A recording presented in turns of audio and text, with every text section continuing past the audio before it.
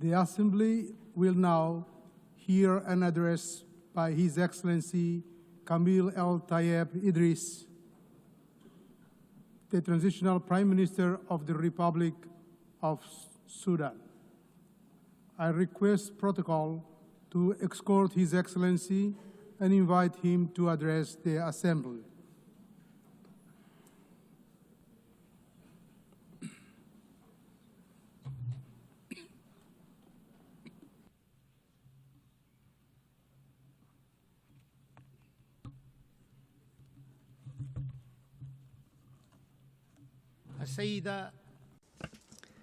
Madam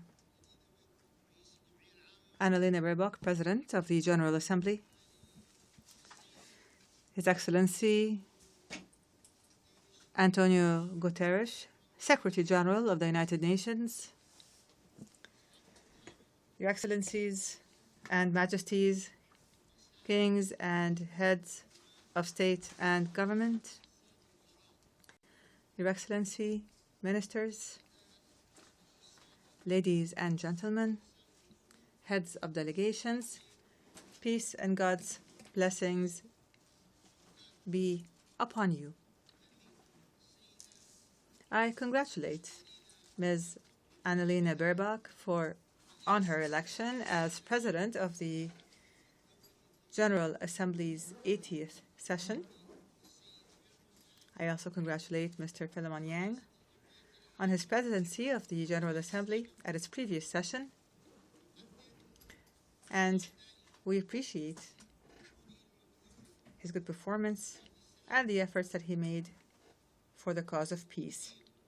We especially appreciate His Excellency, the Secretary General of the United Nations, Mr. Antonio Guterres, for his tireless efforts and valuable initiatives for peace and justice, and for the achievement of the goals and principles of the United Nations, and for his support for the causes of developing countries. I stand before you today.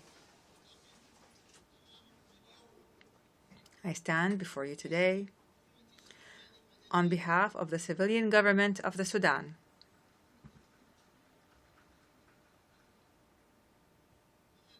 I stand before you today on behalf of the civilian government of the Sudan and on behalf of the proud Sudanese people to fulfill the pledge made by His Excellency President Abdel Fattah al-Burhan, Chairman of the Sovereignty Council, at this August Global Forum, a pledge to appoint a civilian prime minister with independent powers to consolidate the values of civilian governance and democratic transition. I stand before you from the banks of the Nile, from the land where history runs as deep as the river itself, from where the deserts know the footprints of ancient kingdoms, ancient civilizations,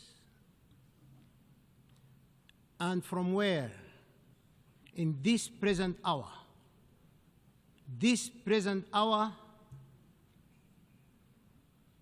the dust still carries the scent of war.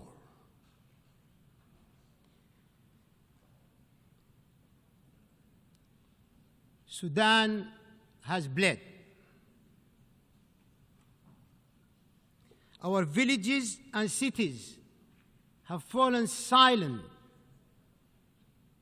under the shadow of unprecedented war, unprecedented invasion in the history of mankind.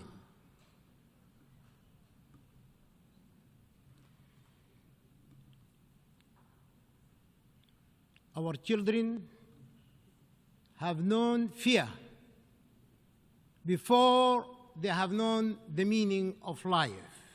And yet, amid the ashes of war, there is a unique pulse that refuses to die. It beats in the refugee's quiet prayer, in the farmer who plants, though he may never reap, and in the mother who sings her child to sleep beneath an open sky. From that pulse,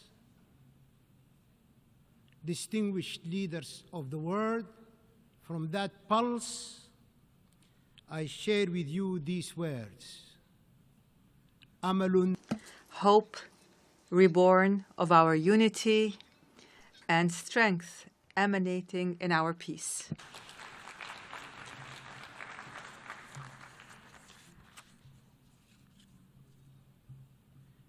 Quiero decir, I wish to say, in addition to this, that Sudan is a great civilization. Its resources are necessary for the entire world. Sayyid Rais, Madam President, we are witnessing great challenges. We are facing enormous dangers posed to the principles of the Charter and multilateralism, while threatening regional and international stability. Meanwhile, the norms of international law are being eroded as the crimes of genocide, aggression, and the employment of foreign mercenaries to occupy the territories of states and slaughter their peoples. These crimes multiply in contempt of the Charter and in violation of international law, as is now happening in my country. Mr. President, we must build trust. We must reinforce transparency and strengthen the role of the General Assembly, preventive diplomacy, and the peaceful settlement of conflicts. The capacity and the role of the United Nations can be strengthened through collective action and multilateral international cooperation. We can take advantage of the momentum generated by the UN80 initiative, the outcomes of the Future Summit, and of major international conferences.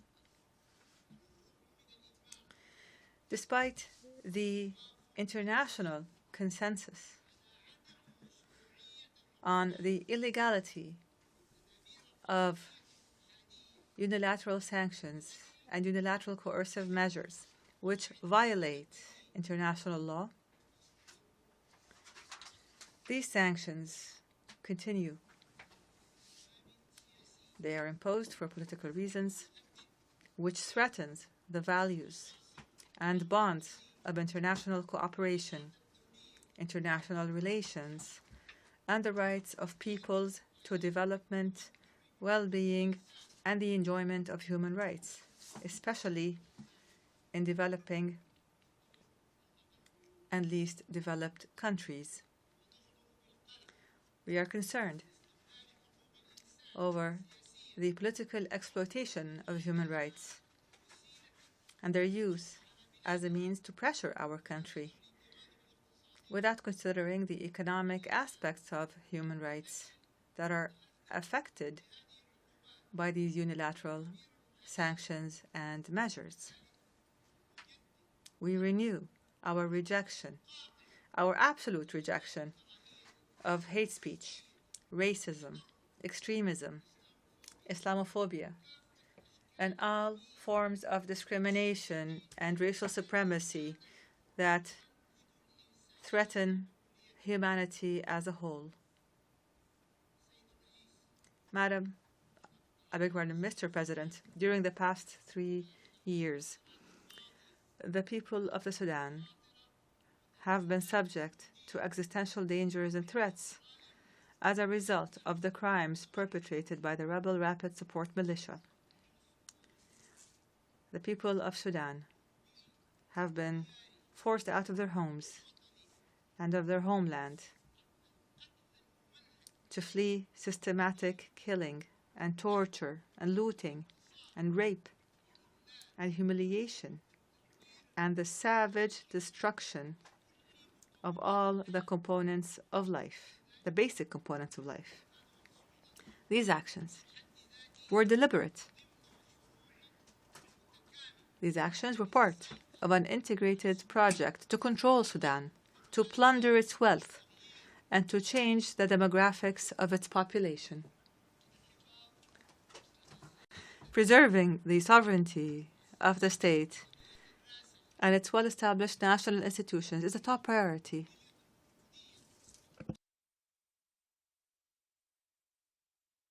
Is an existential issue for the Sudanese people. Therefore, the civilian transition and democratic transformation under the leadership of the civilian government of hope and the establishment of peace will not be achieved without ensuring that we have strong national institutions that preserve the sovereignty and territorial integrity of the state. The international community, and you are the leaders of this international community. You are the entire international family. The international community must work to stop the flows of lethal weapons, advanced ones, to the terrorist militia. It must condemn the militia, criminalize it, and classify it as a terrorist group, and must stop the flow of mercenaries.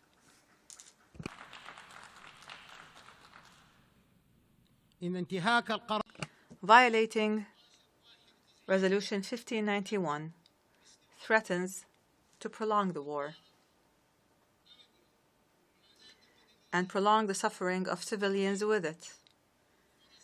It decreases the chances of peace and threatens the safety, unity, and stability of Sudan and the entire region.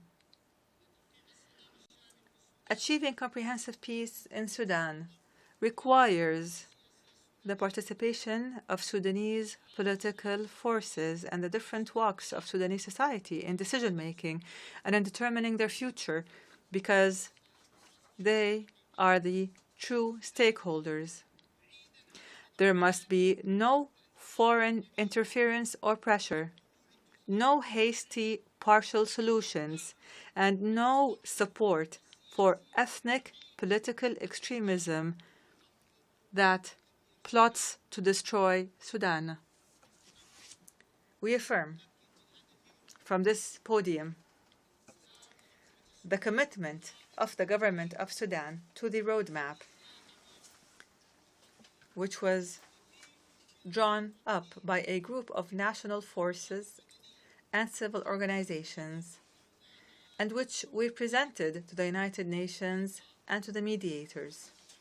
This roadmap includes a ceasefire accompanied by the withdrawal of the terrorist Rapid Support Militia from the areas and cities it occupies. It includes lifting the siege of the city of Al-Fashir immediately. Lifting the siege on the city of Al-Fashir immediately, as well as the city's environs, in implementation of Security Council Resolution 2736, adopted over a year ago. Imagine this. This resolution was adopted by the Security Council over a year ago, and nothing has happened to this very day. Is this plausible? Let us take a moment to reflect. Children are dying. Women are dying. The elderly are dying because of starvation, and the international community is silent.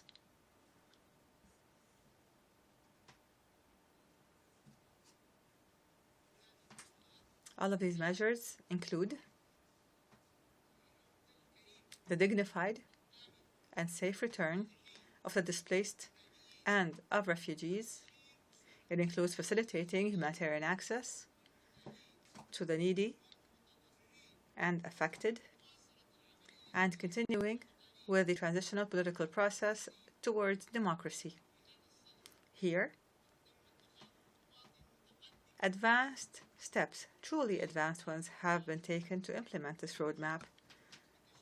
I have formed a civilian government of technocrats that will engage in a Sudanese national dialogue that includes all political and societal forces to lay the groundwork for elections that are free and fair, and to engage positively with regional and international communities.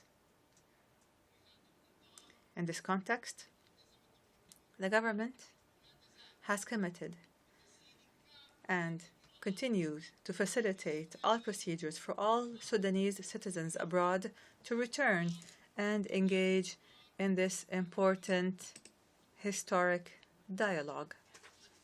Mr. President, one of the priorities of the Civilian Government of Hope is to work to achieve objectives that include the following: achieving peace as a top priority, establishing the rule of law, a state based on the rule of law, fighting poverty and corruption in all its forms, activating transitional justice, accountability, ending impunity, adopting a balanced foreign policy, engaging positively with international and regional organizations, providing services such as electricity, water, security, pensions, revitalizing rural development, providing national health care, and laying the groundwork for comprehensive national elections with regional and international observers.